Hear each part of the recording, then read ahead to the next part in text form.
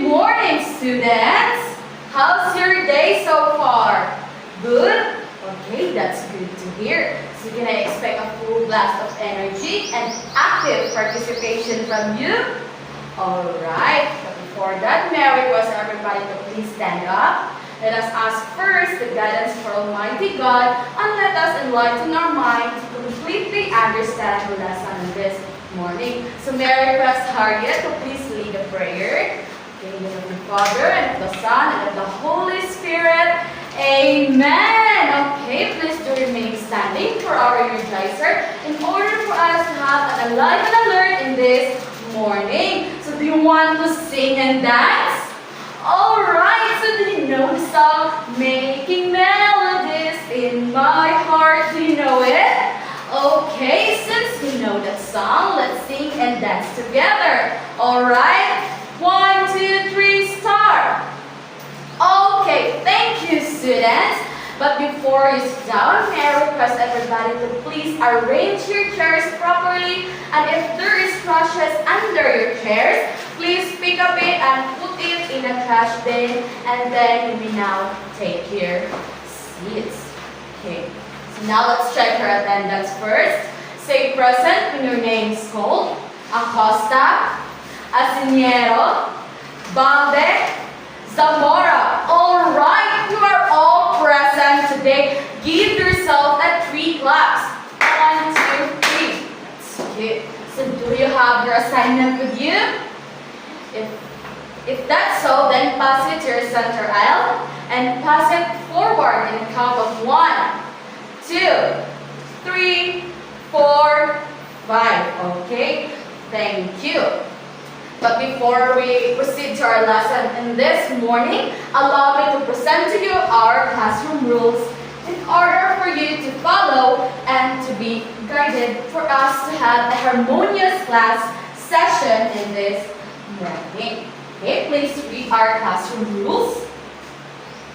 Alright, thank you everybody. So the L stands here is listen carefully. So we need to listen carefully when your teacher is discussing or talking here in front, or your classmate is answering or have any idea or questions. Do you understand?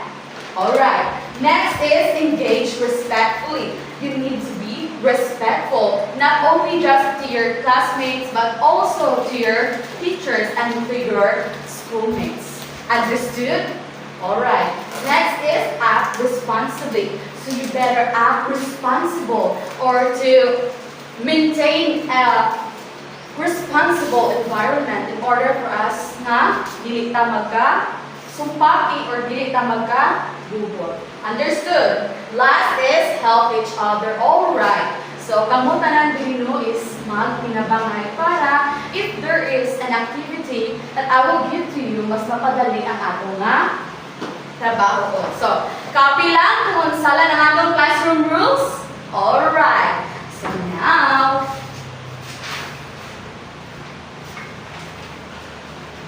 let us have a review. Yesterday, we tackled about PPST or the Philippines Professional Standards for Teachers. Now, who among you here can share your understanding or your previous thoughts about our previous lessons? Alright, Rona. Okay, give Rona a very good clap, like this. 1, 2, 3, 1, 2, 3. Very good, very good, very good. Okay, it's your turn. 1, 2, 3, 1, 2, 3. Very good, very good, very good. Alright.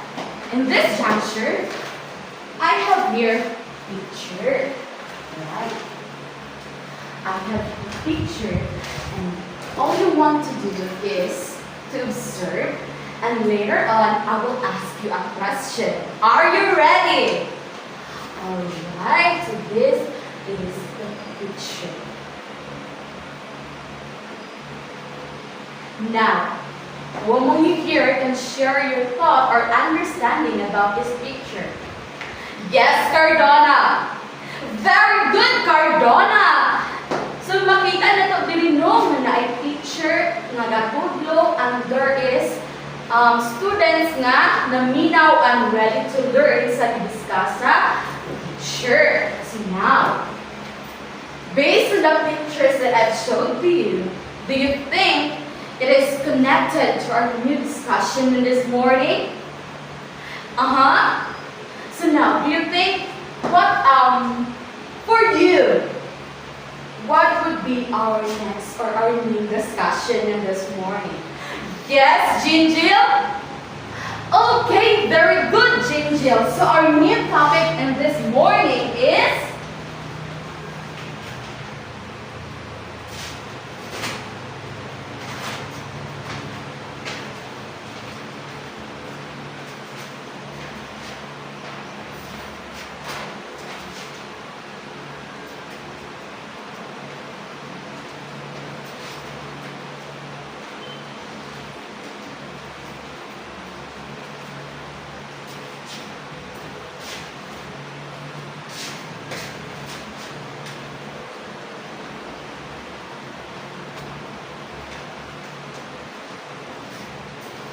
Alright, our new topic in this morning is Presidential Decree 1006 or Decree Professionalizing Teaching. But before we dig into our discussion, I have here class objective.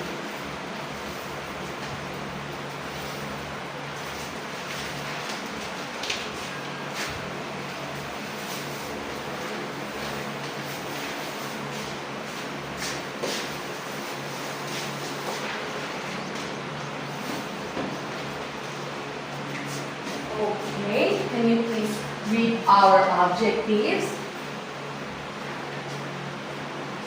Thank you. So now, let us define first what is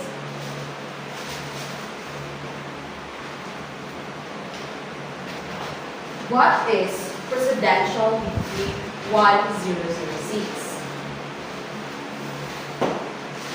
So, Presidential Decree 1006, it is the state of policy on teacher as declared in PD 1006.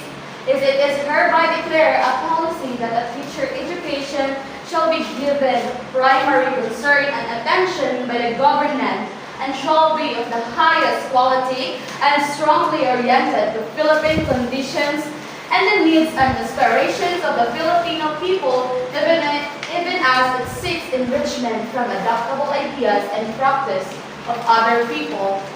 And it is Section 2. So in short, Presidential Decree 1006, it is a decree that a teacher need to be professionalized in order for them to teach someday. Alright? So they need to kanagaling agi sa sila og kanagaling challenge nga exam sila or kanagaling well-trained sila to become a professional teacher someday. Alright. So this decree was signed on September 22, 1976 by President Ferdinand Marcos.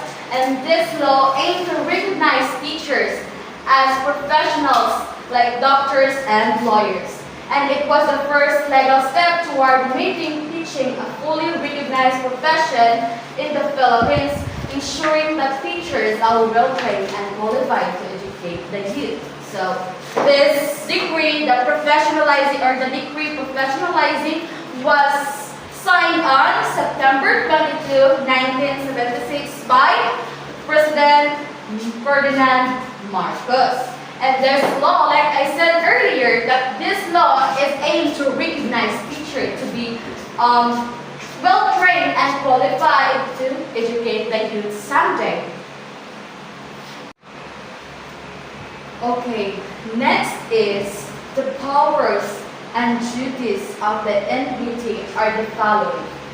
First, appoint examiners to prepare board exams to teachers, elementary and secondary levels. So, katong mga examine or mga people na examine for LED is they need to appoint or prepare na to tell them nga dapat mag-ready or dapat maka-prepare sila sa ilang mga upcoming na board exam for teachers sa elementary or secondary levels para sa nga na sila ma-answer if mag-exam na for licensure examination. Next, set exam dates, venues, and appoint supervisors and release exams results. So, by this second duties of NPT is state here that when the examiners must be go to the place nga asa sila may exam to ensure na if time na for the licensure examination is makabalo sila o asa ilang nga room or what exactly nga time nga mo exam sila. Okay, understood? Okay. Next is monitor teaching profession and ensure ethical standards. So I want Harriet, please stand up. Can you expand this third duties of NBT? Alright, what a nice idea, Harriet. Okay, next is issue, suspend, or revoke professional teacher certificates. So I will discuss this one by one. So first is issue. So, ano na issue is usa ihatag na to nga ilang mga certificate. Next is suspend. Okay. If ato nga mga mga examiners na may take na sa licensure exam kay mga kuha naman sila sa certificate is if makasala sila or na sila kabuhat nga dili insakto against sa ana nga under sa sa presidential decree 1006 is pwede nila nga kuhaon or i-suspend katong nga certificate. And then revoke professional teacher certificates. Dire is if mawala man ang ilang nga certificates or kanang mawala ang or maguba ang ilang professional certificate is pwede siya ma-gaman ra or pwede siya ma-usab ra og imo. Next is appoint staff and determine their duties and compassionate. So I want Junrick, please stand up. Can you expand this? Appoint staff and determine their duties and compensation. Very good, Junrick. Can you please give 3 claps of Junrick? Next. Prescribe and collect examination and other fees. How about you, Praisal? Can you please stand up? Can you please expand or share your ideas about this prescribe and collect examination and other fees? Very good, Praisal. What a wonderful idea. Okay, agree ba sa iyang state na thought or understanding? Very good. Next is make rules and exercise powers necessary to fulfill the decree's goals. Now, I want Samantha. Stand up. Can you share your ideas about this? Make rules and exercise powers necessary to fulfill the decree's goals. Very well said, Samantha. Give Samantha a very good clap. 1, 2, 3. 1, 2, 3. Very good, very good, very good. Now, in this juncture, let's discuss the applicant must have the following requirements for them to qualify to take the examination, or it's under in section 6. So what are those? First, Filipino citizen only. So, para ka ma-qualified as a professional teacher someday, you must be a Filipino citizen. Understand? Alright, kay para katong gusto nga mag-teacher someday dire nga mo take sa licensure exam, na po idea kung sala ng mga qualifications to become a professional teacher someday. Next, at least 5 years of teaching experiences in non-foreign organized schools in the Philippines. So, ang applicants or the katong apply to become a professional teacher is dapat na sila experience within 5 years teaching experiences in the school. Alright? So, dapat na siya experiences or how he or she teach. Understood? Yes. Okay. Next, must be of good moral character. Yes. Okay. Dapat if mo himot ang qualified or himot ang professional teacher someday, dapat naatay honesty, integrity, dili lang sa atong personal but as a professional. Okay? Dapat naatay professionalism. Okay? Dili ta dapat nga garbuso. Okay? Understood?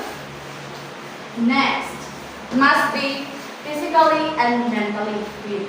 Dapat baskog ta. Dapat dili ta magpalayo-luya. Dapat walay sakit. Okay? Dapat wala tayo dalagala ng mga sakit or nga ginamulo sa lawas para dili ka apekto sa atong pagklase someday. Kay if man go, if for example, ang teacher is magklase siya someday sa iyang mga estudyante niya, what if ang teacher is kanaganing wala siya gana, nga kanang luya kayo siya, di ba? Para mga students nga, di sila po mag-pay attention kay ilang teacher is gamita or walay gana nga mutudlo. So, dapat physically fit ang teacher. Next. Okay, the possesses the following minimum educational qualifications.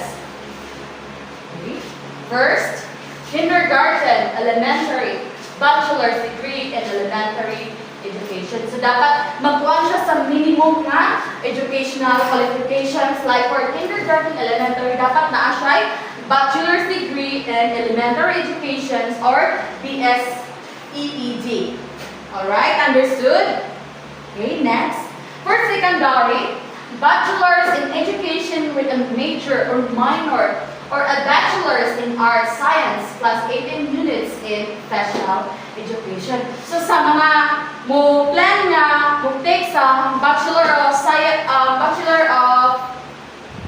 kanang BSED for high school is dapat na ay major or minor na bachelor's degree sa science or sa arts and naa sila 18 or plus 18 units in professional education. Okay, nakasabot ra ba? Wala rin pangutada, kay mo, go on ta sa next. Alright, wala ra. Next. Last, vocational technical. Bachelor's in field of specialization plus 18 units in professional education. I want Harriet Balde to expand or to share us what is your knowledge or thought about this bullet. Yes, very good, Harriet. You get it right. You have a very wonderful idea. Please give Harriet a very good clap. 1, 2, 3. 1, 2, 3. Very good, very good, very good. Alright. Okay, wala na tayong mga pangutana. Qualifications. So, pwede kang proceed sa ato ang next nga kuan. Okay. Now, in this moment, to see if you're really paying attention or you're really listening to me while I'm discussing here about Presidential Decree 1006, Decree of Professionalizing Teaching, I will group you into 2 groups. This will be the group 1 and the group 2. For our instruction, please read. Alright, thank you everyone. So, it highlights here how professional teachers contribute to education, moral development, and national progress. So, ano nga role play ninyo is dapat na isa ka teacher and the rest is the students. Same raog, buhaton ang 2 groups but naara ninyo kung saan nyo pag-deliver sa inyong mga role. Okay, so before you proceed to your role play,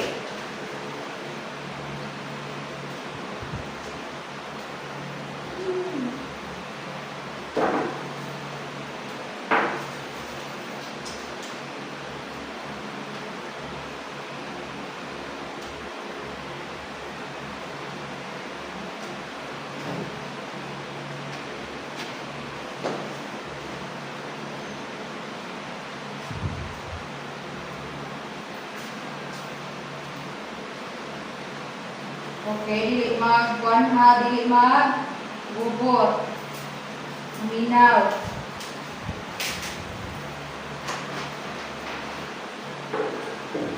Ano ba langas naman na?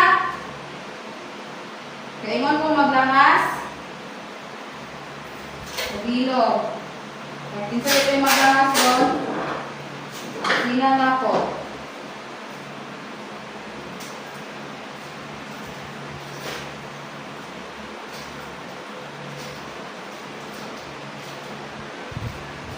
Right.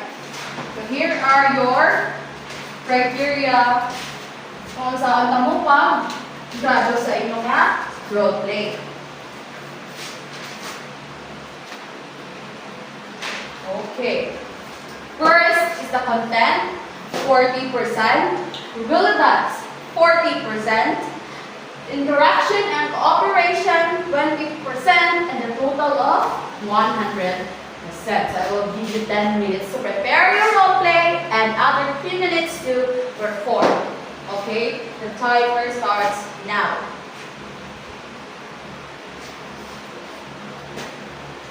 Are you now done? So are you now ready to present the role play? Alright, so di na ta magpadugay-dugay ato nang sugdan sa group 1. So group 2, please paghilom. Okay? I-observe na ito kung saan pag-deliver sa group 1 ang ilang role play. Okay? Okay, group 1, the floor is yours. Very good, group 1. Group 2. Okay, nakita ninyo ang unsay role play sa group 1. Dapat dili magpapildi no ang group 2. Sige, group 2, it's your time to shine. Very good, everybody. Kana akong gusto man na ay cooperation o na ay kanang naagani sense of kanang dapat maminaw or active nga maminaw sa discussion and para makasabot sa mga different or other natural lesson next. Okay? So, do you want to know what is your source? Alright, so the group 1 got 97%. Let's give 5 claps to group 1. Now, group 2, are you ready to know your score? Alright, the group 2 got 95%. Very good, everybody. Please give a round of applause for your active and cooperation. Now, to see if some or each one of you really understand the lessons that we discussed today. So, kita mo nga nga box. So, unsa ka ato ang buhaton ani nga box? Alright, so, magdula ta but with a twist. Alright, so, ang instruction, paminaw. Anong katabi naman? O dapat maminaw, o ako'y mangutana, o kung sa'y sunod ali nga box ron niya, ikaw'y natungna niya, waka maminaw. Niya, sa may ito ba? Wala, so dapat maminaw. Sa ato nga rules, no? Listen carefully. Okay. Paminaw sa instruction ni teacher, para di magbalik-balik, okay? So, ang instruction, ani, is, if i-play na ako ang music, ipasa ninyo ang box. So, dito sa left, magsugod. For example, si Acosta. So, si Acosta, if i-play na ako ang music, is iyahang ipasa sa person na right next to, or next nga person nga iyahang pasahan. For example, ang tapat ni Acosta is si Asenero. So, ipasa ni Acosta ni Asenero ang box, hantod nga ma-stop ang music. And then, if katong person or a student na last na makagumit sa box nga ipalo sa music, magkuha siya of question diri sa box. Okay, are you ready? Alright. So wait for my cue, Acosta.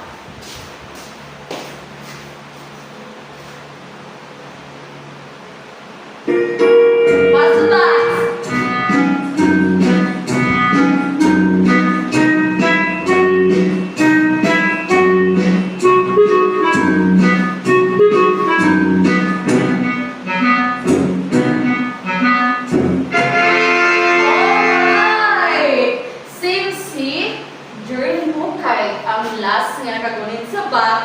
Now, okay, it's your turn to pick a question answer inside the box. Alright, so what is your question? Alright, your question is, what is Presidential Decree 1006? Okay. Very good, Ukay. Give Ukay a very good clap. 1, 2, 3. 1, 2, 3. Very good, very good, very good. I really appreciate Ukay no nga naminaw giday siya sa akong nga discussion. Kinakatubag man siya. Okay. Kaning uban ron be, if makakatubag ba sa akong question? Sige.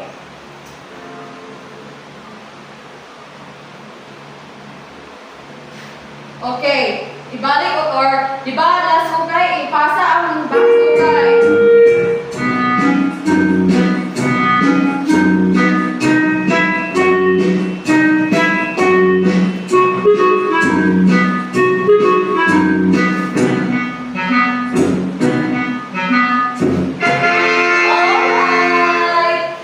Alright. Alisa. Okay, you're the next or you're the person holding the box. Please pick a question. Okay, please tell me what is your question. Okay, why is professionalizing important in the education system? Okay, what's your thought or understanding? Very well said, Alisa. Give Alisa a one hooray clap. One hooray. All right. Next.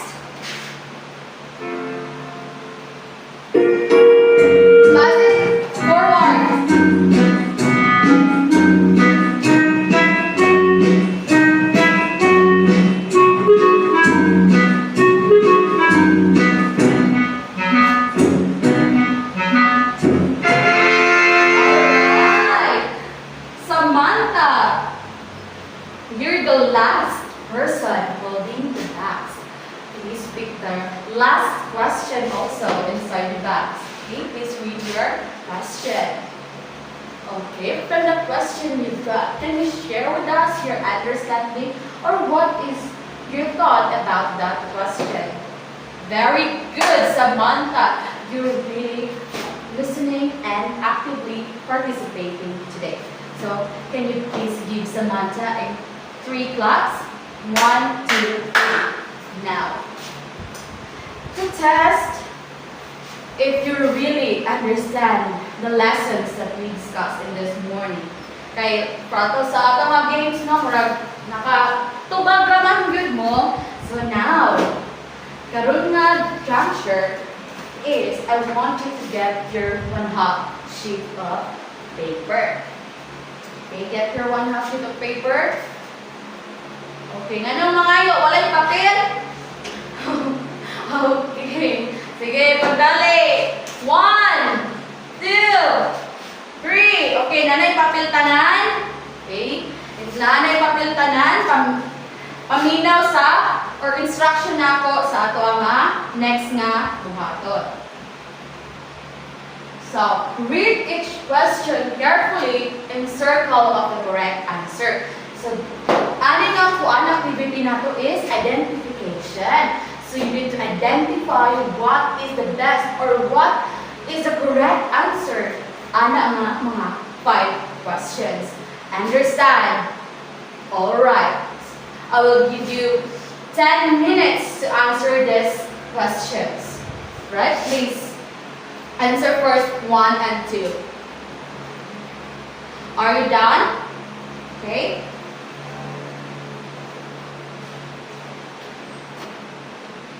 Okay. So, proceed to task number 5. Mana? Okay. Alright. Okay, time is up. Your 10 minutes is over. Okay, can you please pass your paper to your central and pass it forward in a count of 1, 2, 3, 4, 5. Alright. Pass it. Pass it. Okay, nanandalitan na ng papel. Okay, ako ang check ta ani and then I will give back to you in our next discussion. Alright? Okay, so sit back. Paminaw ta, okay? Okay, paminaw. I want you to get your assignment notebook. Okay, get your assignment notebook. Okay, naatay assignment. Okay. For your assignment, please read everyone. Okay, thank you. So you need to research and study Republic Act 7836. Okay, basin di ay mag-quiz ko yung sunod na ko or sunod na to mami. So dapat mag-study. Dili lang i-research study. Study also. Kay basin mag-exam niya ako, niya mo yung ma-answer. Alright, understood? Okay, pangutana. Clarifications. Okay, since wala na maging pangutana, I request everybody to please stand up. Okay, goodbye students. Alright, thank you for your participation in this class and see you around. Goodbye.